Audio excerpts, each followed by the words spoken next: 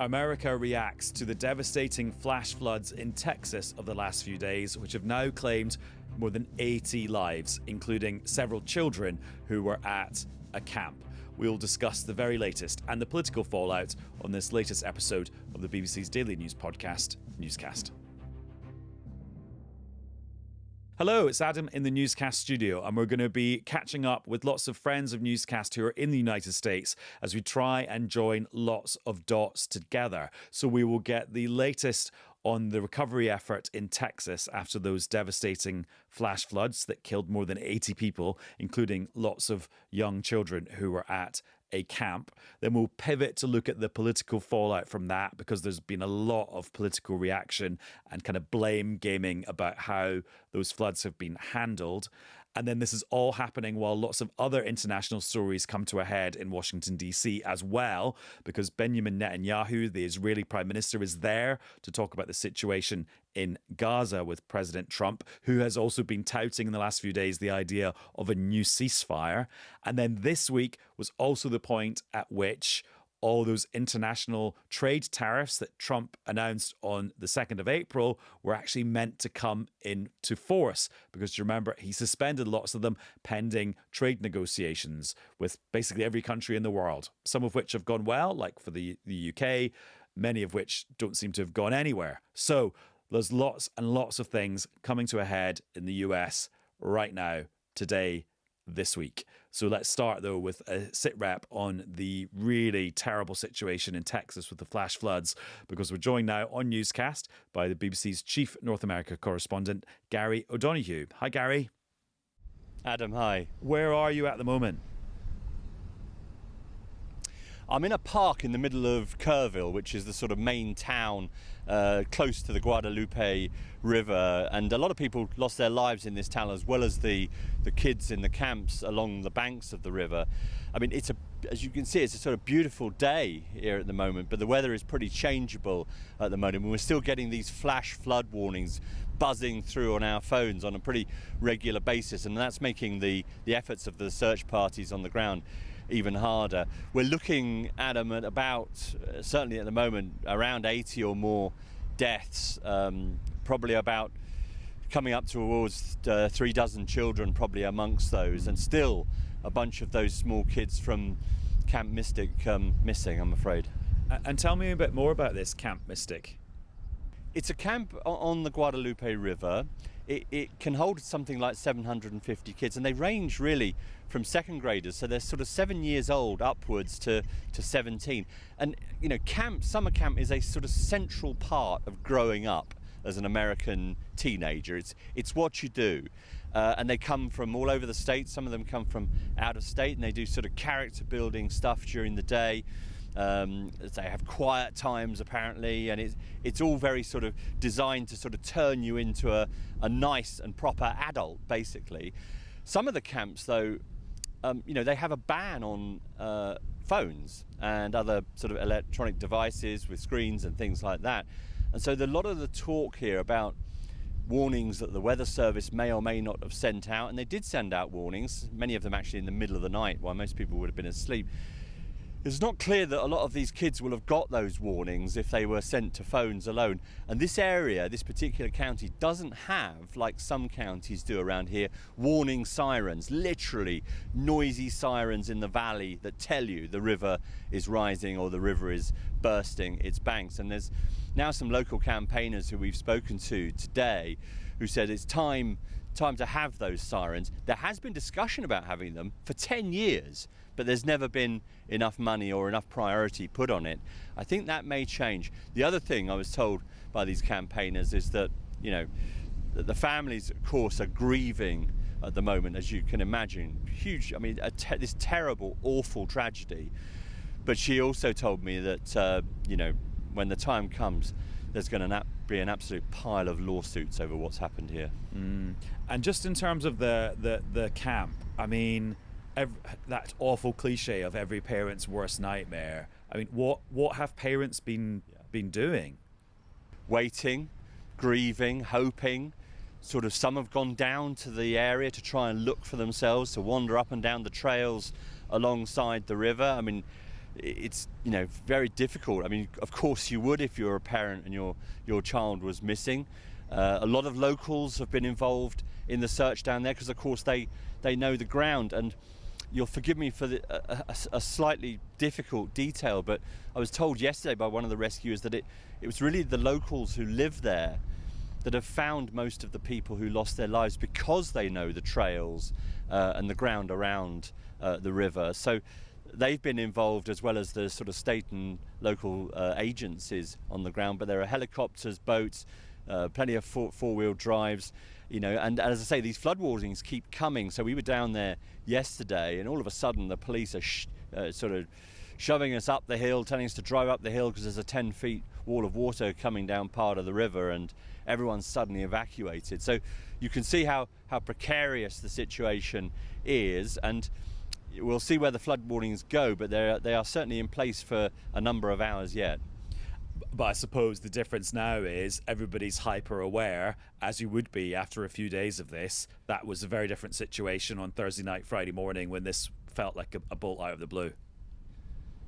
Yeah, and to be clear, this was a huge, extraordinary event in terms of the water rising 8 meters in 45 minutes. I mean, if you think about the scale of that, and you see some of the pictures of the onrush, I mean, this is a once in a generation event. There was a similar kind of tragedy here in 1987 when 10 teenagers lost their lives. Their camp bus was washed away when the water broke the banks. But the loss of life in this case is so much bigger, and a lot of people, of course, have been evacuated from along the river. People who live there, certainly the camps are now completely empty.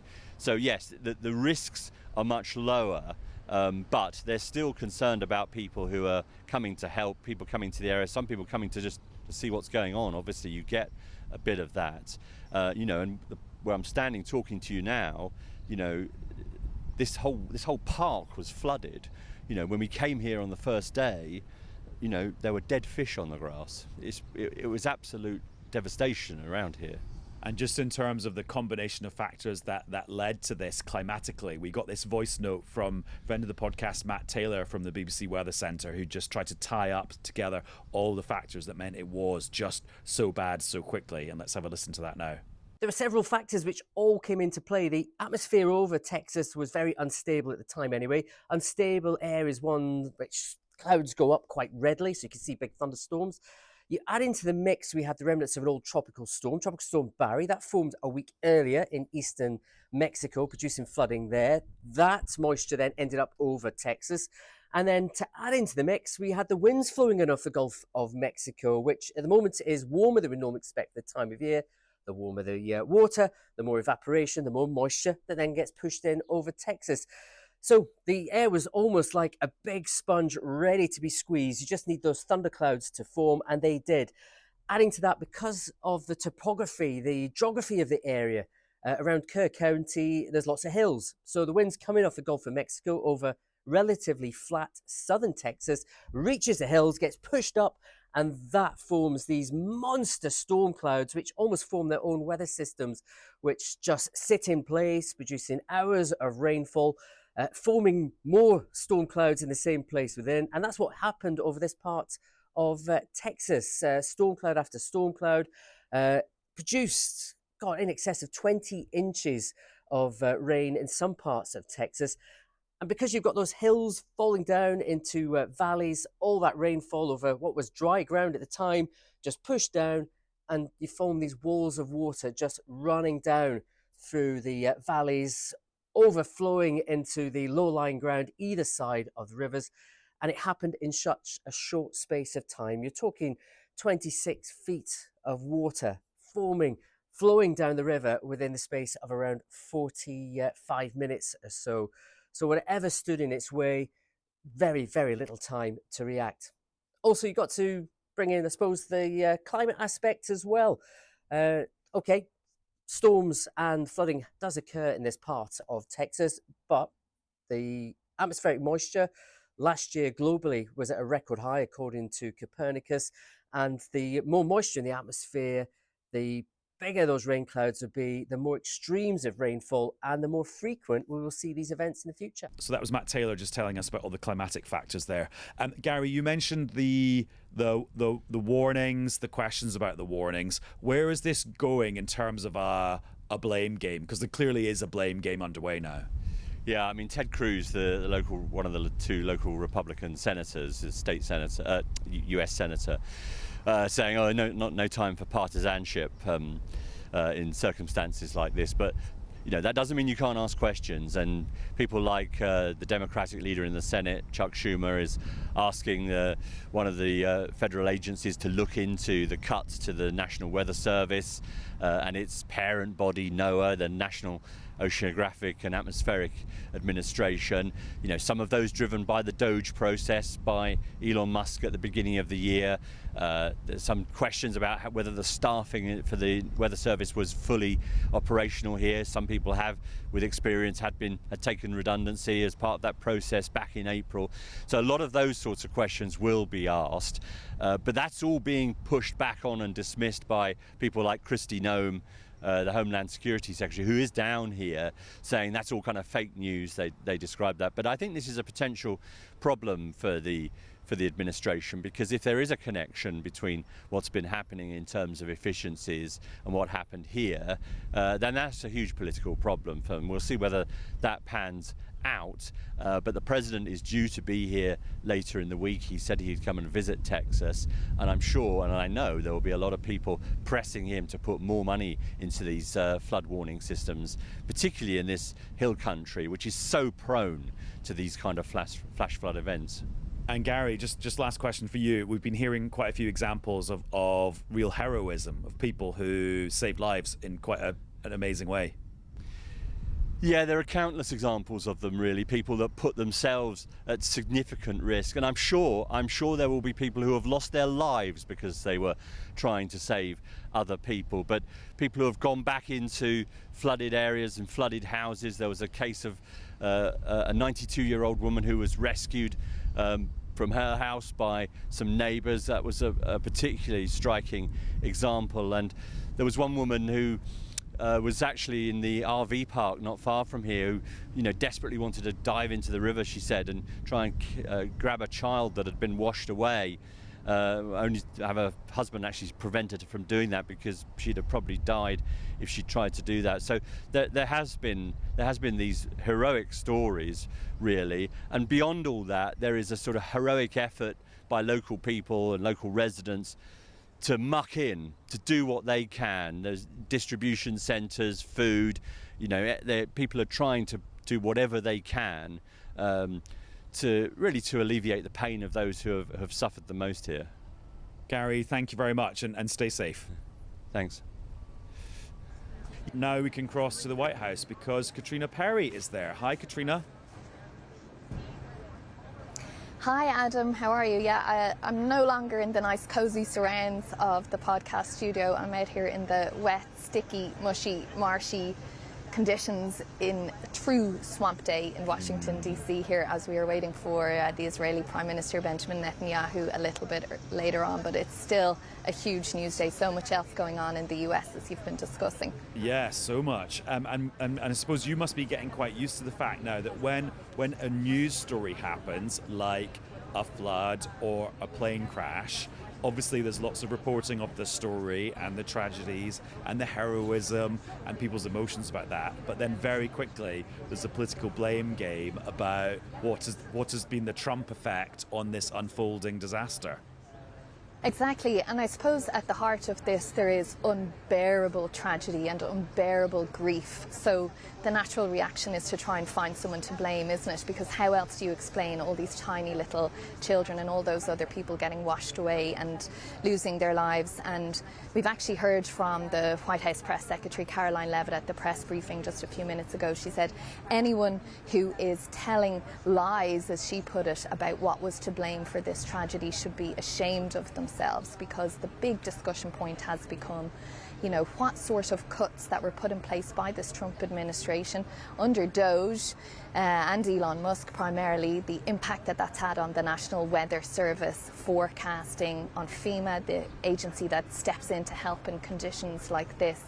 And there's been a blame game all weekend, in fact, about how many forecasters were there, was the early warning system in place, how well prepared were people for this.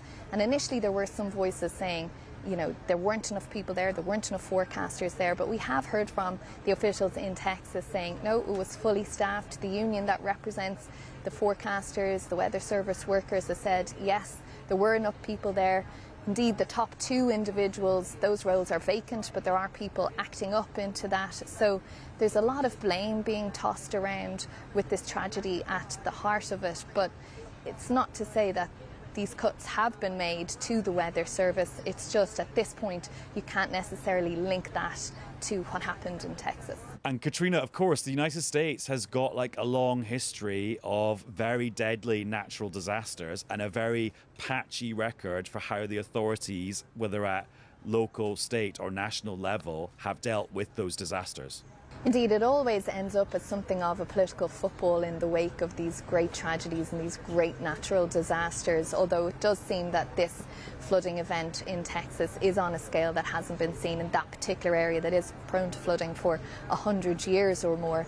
But regardless of whoever's in power, when one of these incidents happen, it does turn into a discussion about, are there enough resources there? Is there enough money, federal money, being funneled in to the state level? I mean, we think back even to Hurricane Caitríona, that made a star out of the mayor of New Orleans, going on all of the media asking for more help for the people in his city. And so this is always the way, often, regardless of what party is in power. At this particular time, it's particularly sensitive because of those cuts, and also because if we look at the One Big Beautiful Bill that just was signed into law by the President on Friday, it removes so many climate change prevention measures.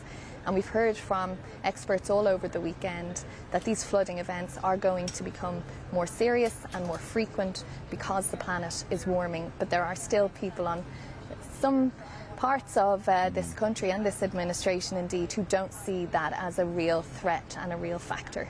And I want to ask you about the Big Beautiful Bill in a second, but you talked about the Doge era and Elon Musk and his team of laptop-wielding colleagues coming in to slash what they saw as government waste which they thought they could find everywhere. I mean, Elon Musk is out of the picture now. It seems to me that a sort of bit of a veil is being drawn over the whole Doge era.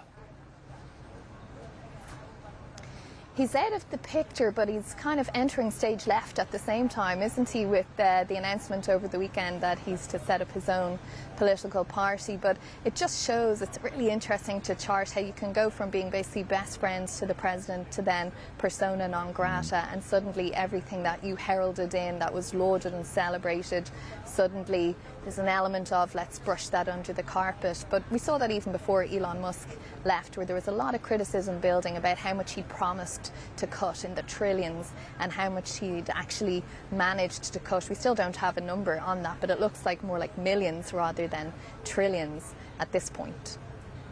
You mentioned the Big Beautiful Bill. Just set me straight here. Is it now officially law? It's been signed. All the back and forth in various parts of Congress is over now. It's in place.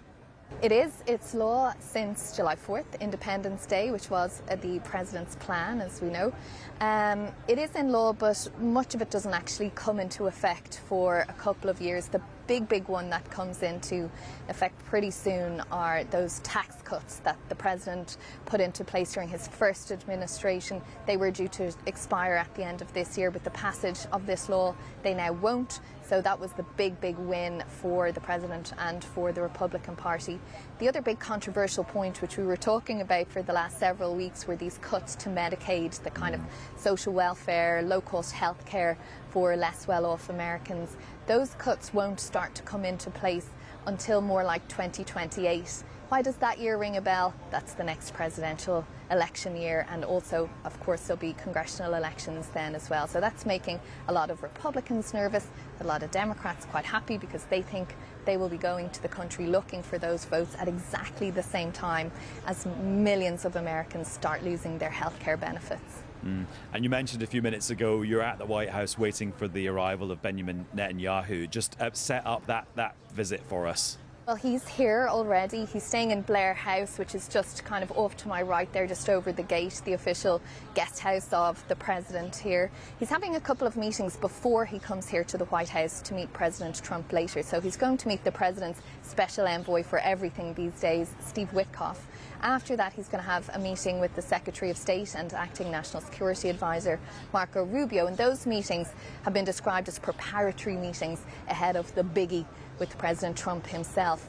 Now, interestingly, different to the past visits we've seen from Prime Minister Netanyahu, because this is his third trip here in 6 months, there's no media element to this. The only glimpse we're told we'll have of the two leaders is when Prime Minister Netanyahu drives behind me here up the driveway to the doorway there in the South Portico and possibly is greeted by the President. That's all we'll see. They're going to have a private dinner, just the two leaders and their wives, and that's it. No media allowed. So very much, we're told from the White House, the focus is on Gaza, getting a deal there. We've heard the President say he thinks a deal will be done this week. We did just hear in the White House press briefing there a few moments ago, Caroline Levitt, the press secretary, say that Steve Witkoff will be going to Qatar later this week for some more negotiations. So perhaps that's an indicator that no big deal is going to be unveiled today, which was actually the expectation last week based on how much President Trump had bigged up this meeting. And then the other item on our very crowded agenda is trade. Now, this shows you how out of touch I am with the whole trade situation, because I remember on Liberation Day, the 2nd of April, when Trump did the whole cardboard thing with all the tariffs on it for all the countries and territories around the world, then that was suspended for nearly everyone pending individual trade negotiations, where basically it seems like the UK and Vietnam are the only people who got deals to get out of the blanket tariffs thing. Then I thought they'd all been postponed until today, but just as we were getting to record this episode, you reminded me it's like, no, they were actually postponed until Wednesday, the 9th of July, but then it sounds like they're being postponed beyond that again. They have, again, just in the last few minutes, lots of news coming out of that White House press briefing. Caroline Levitt has said that the president is going to sign an executive order today, which will push that deadline from the 9th of July to the 1st of August. So, you know, we're told this is the art of the deal, right? This is how the president negotiates. He sets deadlines, he pushes, he sees what he can get, he pushes the deadline again. And that's what we've seen. Today is important as well for a couple of countries. Top of the list, Japan and South Korea. They've got a letter from the president, which the press secretary held up in the press briefing, to say that their tariffs of 25% will come into effect on the 1st of August. And another 10 countries are going to get letters today as well, with a fixed tariff price and a fixed date. Now, that's separate to that other huge big group of countries, including the European Union, who thought their tariffs were coming in on Wednesday on the 9th of July. So they've got a bit more wriggle room, a bit more road. White House says that's because they see that they are making progress on those deals, and I'm sure all of the affected countries will be glad to get that extra nearly month, or 4 weeks anyway, of a reprieve. Caitríona, thank you very much. Thanks, Adam. Bye.